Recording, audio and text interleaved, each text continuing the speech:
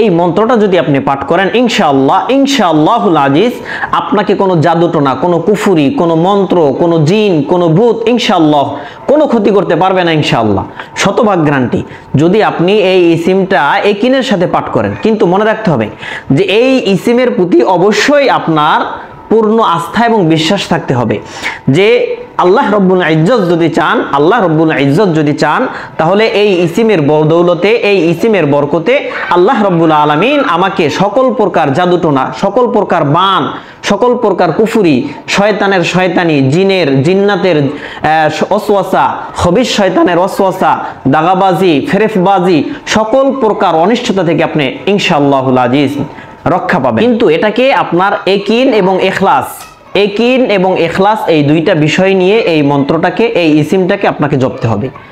এটা জপলে ইনশাআল্লাহ আপনার কোনো ক্ষতি করতে পারবে না। এটা পাঠ করার একটা নিয়ম আছে, একটা তরিকা আছে। এটা কখন পাঠ করবেন, এটা পাঠ করার একটা তরিকা আছে। এই তরিকা অনুসারে যদি আপনি পাঠ করেন ইনশাআল্লাহুল আজিজ, এই মন্ত্র, এই দোয়া, এই ইসিম, এই শব্দগুলো, এই কালিমাতগুলো ইনশাআল্লাহ কার্যকর হবে।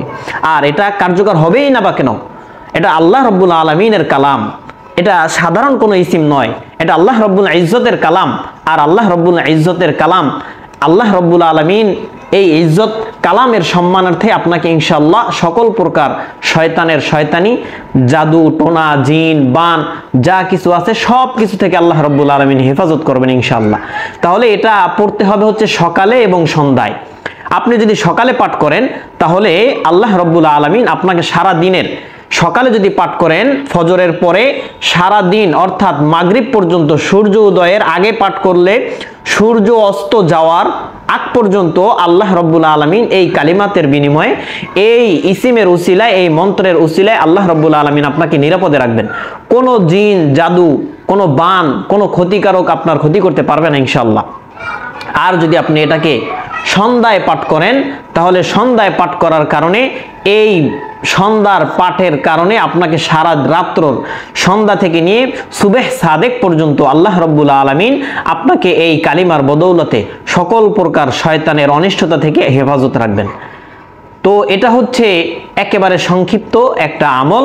এই আমল যদি আপনি করেন একিন ইখলাসের সাথে, আল্লাহ তাআলা আপনাকে হেফাজত করবেন। এটা হচ্ছে আপনি প্রথমে আয়াতুল কুরসি পাঠ করবেন একবার। এই আয়াতুল কুরসি পাঠ করার পরে আপনি সূরা কাফিরুন পাঠ করবেন একবার, অতঃপর সূরা ইখলাস পাঠ করবেন একবার, অতঃপর সূরা ফালাক একবার, সূরা নাস একবার। এই 5টা বিষয় আপনি পাঠ করবেন। পাঠ করার পরে এই 2 হাতকে সামনে নিয়ে আসবেন।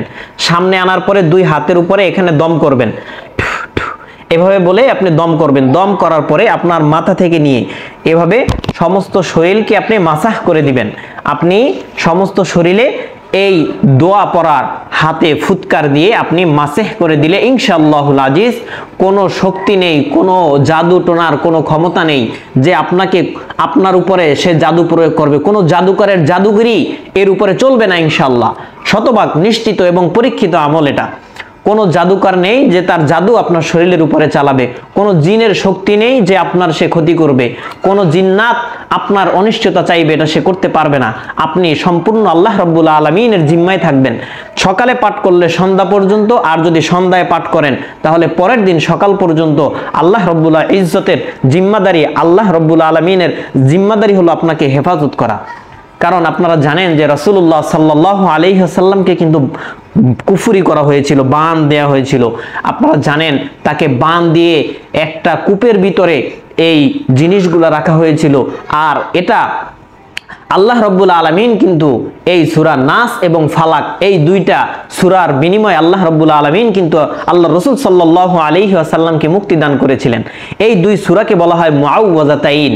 এই 2টা সূরার বিনিময়ে আল্লাহ রব্বুল আলামিন রাসূলুল্লাহ সাল্লাল্লাহু আলাইহি ওয়াসাল্লামকে জাদুটোনা থেকে হেফাজত করেছেন। যদি স্বয়ং রাসূলকে আল্লাহ রব্বুল ইজ্জত এই সূরার বিনিময়ে, এই মন্ত্র, এই কালিমাতগুলো পাঠ করার বিনিময়ে যদি আল্লাহ রব্বুল ইজ্জত হেফাজত করেন, তো কসম সেই খোদার যে আল্লাহ রব্বুল আলামিন আপনাকেও আমাকেও এই আমল করলে শতভাগ নিশ্চিত যে আল্লাহ রব্বুল আলামিন আপনাকে আমাকে সকল প্রকার জাদু টোনা বান এবং কুচক্রী এগুলো সব থেকে, মানুষের অনিষ্টতা থেকে পর্যন্ত আল্লাহ রাব্বুল আলামিন আপনাকে হেফাজত করবেন ইনশাআল্লাহুল আজিজ। আসসালামু আলাইকুম ওয়া রাহমাতুল্লাহি ওয়া বারাকাতুহু।